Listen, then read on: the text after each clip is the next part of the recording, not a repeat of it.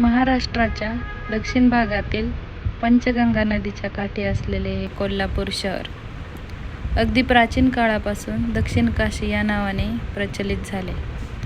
कोल्हापूरचे पर्यटन खूप विश्वविलक्षण आहे. याबद्दल मी खूप ऐकले आणि पाहिले, पण ते फक्त फोटोमध्ये.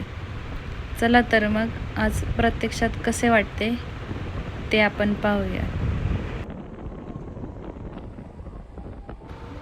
कोल्हापुरात आलेला प्रत्येक पर्यटक अंबाबाईचे दर्शन घेतल्याशिवाय पुढे जात नाही.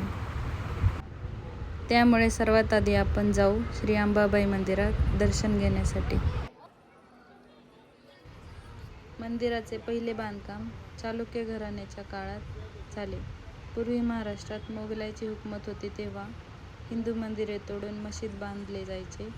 त्यावेळी ह्या मंदिरावरही हल्ला करण्यात आला.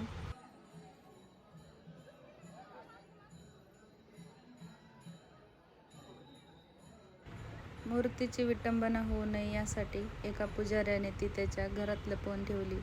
त्यानंतर संभाजी महाराज यांच्या कारकिर्दीत इसवी सन 1715 ते 1722 या कालखंडात मंदिराचे पुनरुज्जीवन झाले.